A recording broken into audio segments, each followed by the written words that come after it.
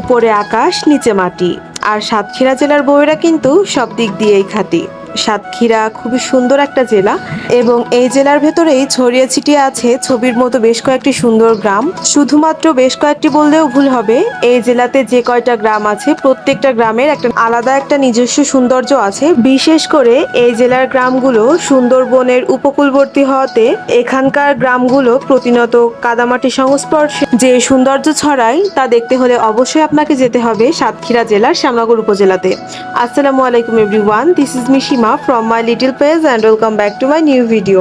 আশা করছি আপনারা যে যেখানেই আছেন অনেক বেশি ভালো আছেন এবং আমরাও ভালো আছি আলহামদুলিল্লাহ। আমি কিন্তু যশোর জেলার অভয়নগর থানার নওপাড়ার মেয়ে হলেও সাতক্ষীরা জেলার শ্যামনগর উপজেলার বৌমা। আর এই যে এখন আপনারা ভিডিওতে যে সমস্ত সুন্দর সুন্দর জায়গাগুলো দেখতে পাচ্ছেন এই জায়গাগুলো কিন্তু শ্যামনগর উপজেলারই জায়গা এবং যে গ্রামগুলো আপনাদের আমি দেখাবো আজকে এই ভিডিওর মাধ্যমে সেই গ্রামগুলো কিন্তু আমার শ্বশুরবাড়ির এলাকা এবং আশপাশ এলাকার গ্রামের থেকে নেওয়া কিছু ভিন্ন ভিন্ন অংশ এবং যে অংশগুলো দেখলে অবশ্যই আপনার চোখ মন জুড়ে যেতে বাধ্য, কারণ এত সুন্দর ছবির মতো গ্রাম, যে গ্রামগুলোর সৌন্দর্য আসলে ফোনে বা ভিডিওর থেকে সামনাসামনি আপনি যদি উপভোগ করেন তবে অবশ্যই আপনার মন কাড়তে বাধ্য।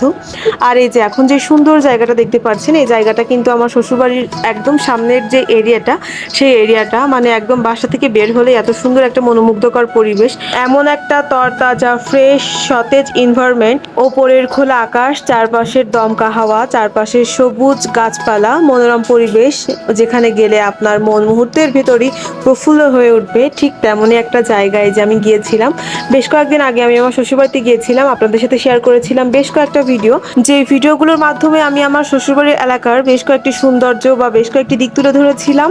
তবে এই যে আজকে একটা নতুনত্ব বিষয় আপনাদের সামনে তুলে ধরবো। আপনারা যারা যশোর বাসী আছেন বিশেষ করে তারা কিন্তু এগুলো ছবিতেই দেখেছেন বা ভিডিওতেই দেখেছেন, সামনাসামনি খুব কম মানুষই দেখেছেন। এটা হচ্ছে দেখুন সাঁকো, এই সাঁকোগুলো কিন্তু আমাদের যশোর জেলাতে নেই বললেই চলে, বিশেষ করে শ্যামনগর উপজেলা সহ আমাদের দেশের যে বরিশাল ফরিদপুরের অঞ্চলগুলো আছে সে অঞ্চলে এই ধরনের সাঁকোগুলো বেশি লক্ষণীয়, কারণ ছোট ছোট যে নদী বা খালগুলো আমরা পার করি অতিক্রম করতে গেলে অবশ্যই আমাদের সাঁকো লাগে। আমাদের যশোর জেলাতে কিন্তু নদী আছে ঠিকই, তবে নদী পারাপারের জন্য কিন্তু ব্রিজের ব্যবস্থা আছে, তবে এমন ছোট ছোট যে খালগুলো আছে সেই ছোট নদী বা খালগুলো পার হওয়ার জন্য অবশ্যই এমন বাঁশের পুল বা সাঁকো তৈরি করে দেওয়া হয়। আমি তো খুবই ভয় পাই এগুলো পার হতে, তারপরেও আপনাদের সাথে শেয়ার করার জন্য এই ভিডিওগুলো আমি ক্যাপচার করেছিলাম। তারপর শ্যামনগর থেকে যখন নওপাড়াতে এসেছিলাম ফেরার দিন এই যে সুন্দর রাস্তার এই ভিডিওগুলো আমি করে নিয়েছিলাম শুধুমাত্র আপনাদের সাথে শেয়ার করব বলে, কারণ এত সুন্দর রাস্তার চারপাশের মনোরম পরিবেশ শুধু যে আমি নিজে উপভোগ করব বা শুধুমাত্র যে নিজেই দেখবো এমনটা না, কারণ এখন কিন্তু আমি একা না, বরং আমার এই ছোট্ট পেজটার সাথে আপনারা যারা যুক্ত আছেন আমরা সকলেই কিন্তু এখন একটা সদস্য, একটা পরিবার। তো আমি চাই আমার পরিবারের সাথে এই ছোট্ট বা এই সুন্দর ছোট ছোট ক্লিপগুলো যেগুলো আমি নিয়েছি সেগুলো আপনাদের সাথে শেয়ার করতে।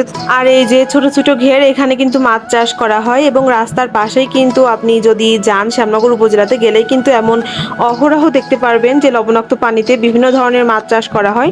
তো আশা করছি এই ভিডিওগুলো আপনাদের অনেক বেশি ভালো লাগবে। আপনাদের যদি এই ভিডিওটা ভালো লেগে থাকে এবং আপনারা কি কোন জায়গা থেকে এই ভিডিওটা দেখছেন অবশ্যই বলে যাবেন এই ভিডিওর কমেন্টে। ধন্যবাদ সবাইকে।